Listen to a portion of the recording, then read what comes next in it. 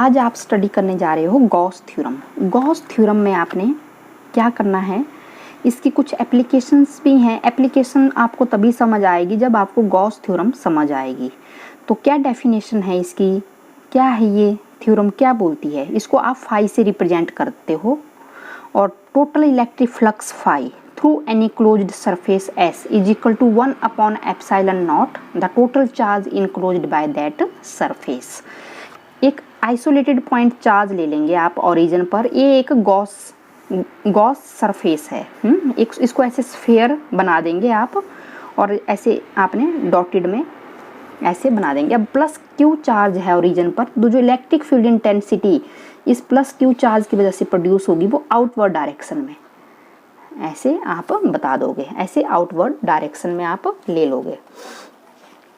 जो electric field intensity इस plus Q charge की वजह से प्रोड्यूस होगी हर एक पॉइंट पर इस सरफेस के ऊपर, जो स्फीयर आपने बनाया है, हर एक पॉइंट पर आप इलेक्ट्रिक फील्ड इंटेंसिटी की वैल्यू आप निकाल सकते हो, कहीं भी निकाल सकते हो।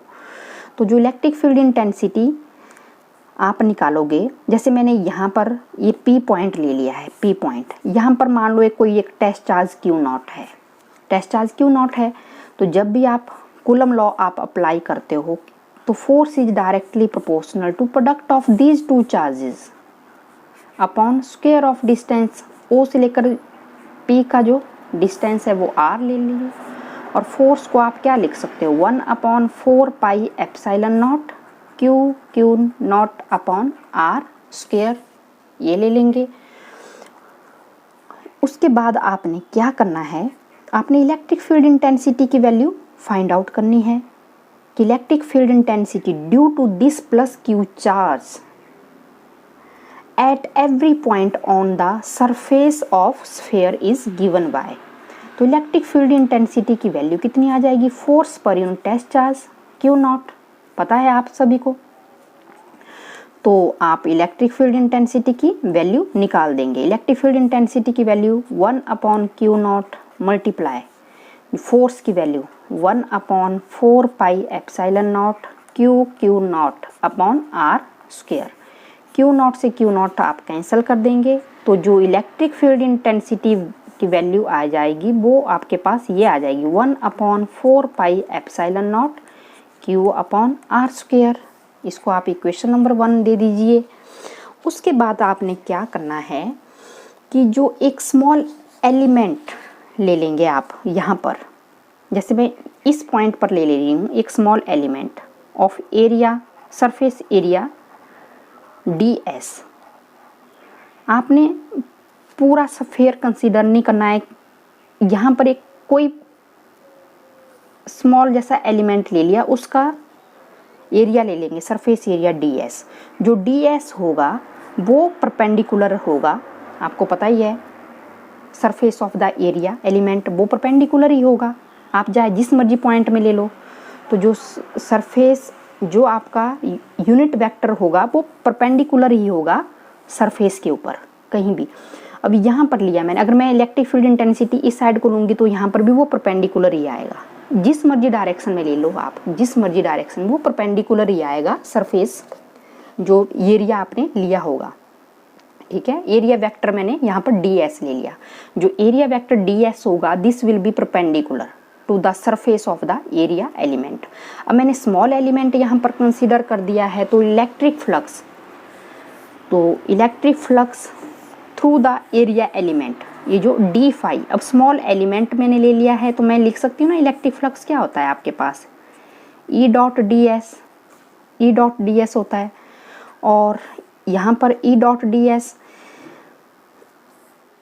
जो इलेक्ट्रिक फील्ड इंटेंसिटी और एरिया सरफेस के दोनों की डायरेक्शन सेम है, तो थीटा कितना होगा, 0 होगा, दोनों सेम डायरेक्शन में हैं तो थीटा 0 होगा।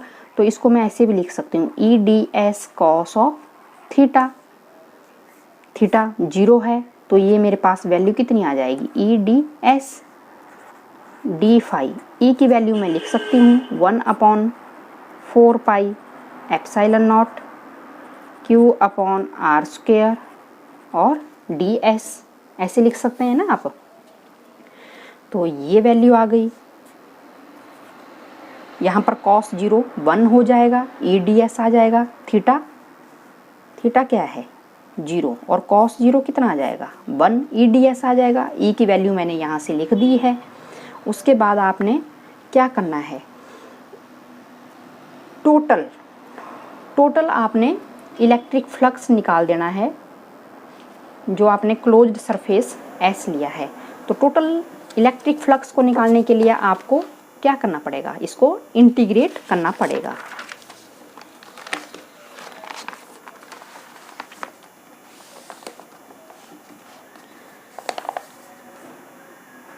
Total electric flux of entire surface d phi is equal to E dot ds और इसमें आपने वैल्यू लिख देनी है 1/4 pi epsilon not q upon r square ds और ये वैल्यू आ जाएगी। और फाई की वैल्यू आपको पता ही है, जो आपके पास कांस्टेंट वैल्यू है वो आप उसको बाहर निकाल देंगे और ds surface area of sphere कितना होगा 4 पाई r square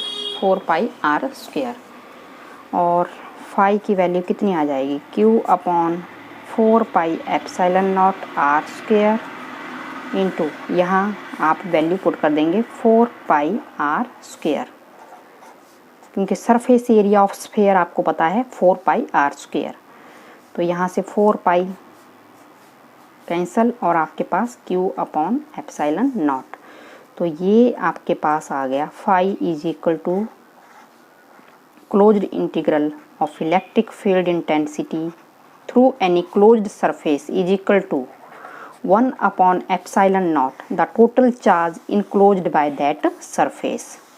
this is your Gauss theorem. ठीक है, कैसे किया आपने एक बार मैं दोबारा से आपको बता देती हूँ।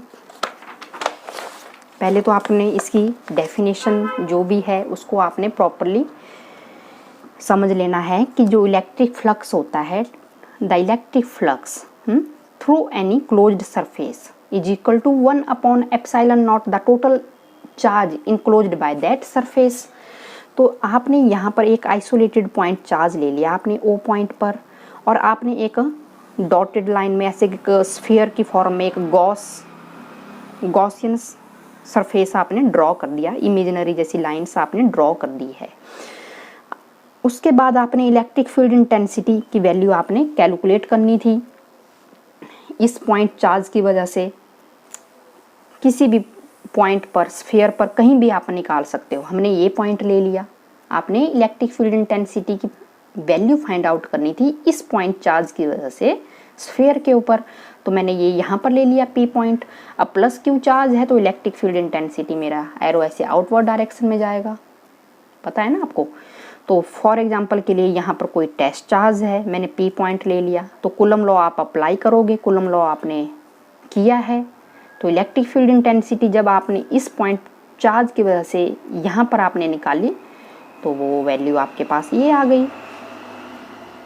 ठीक है, जब ये आपके पास वैल्यू आ गई तो उसके बाद आपने फिर क्या करना था, उसके बाद आपने एक स्मॉल एलिमेंट ले लेना है आपने ds which is perpendicular to the surface area of element. ये जो आपने एरिया वेक्टर ds ले लिया है ये परपेंडिकुलर लाई करेगा इसके ऊपर, सरफेस के ऊपर। तो जो इलेक्ट्रिक फ्लक्स जो प्रोड्यूस होगी इस स्मॉल एलिमेंट की वजह से उसको आप डी फाई से रिप्रेजेंट करेंगे। अब स्मॉल लेंगे तो डी फाई लेंगे, अब स्मॉल एलिमेंट की वजह से निकालेंगे पहले आप। तो ई डॉट डी एस आपको पता ही है, जो इलेक्ट्रिक फ्लक्स है डॉट प्रोडक्ट है तो कॉस ऑफ थीटा लगेगा, दोनों की डायरेक्शन सेम है, दोनों सेम डायरेक्शन में तो थीटा 0 होगा, 0 डिग्री। तो कॉस 0 1 ई डी एस, ई की वैल्यू मैंने यहाँ से यहाँ लिख दी। और फिर उसके बाद आपने पूरे सरफेस का इलेक्ट्रिक फ्लक्स आपने निकालना है due two plus Q charge. उसके बाद आपने इसको इंटीग्रेट करना है और इंटीग्रेट करने के बाद जो कांस्टेंट वैल्यूज़ थी वो आपने बाहर निकाली और उसके बाद आपने ये आपने कर दिया surface area of sphere 4πr² और ये आपके पास गॉस थ्योरम का आपने प्रूफ कर लिया।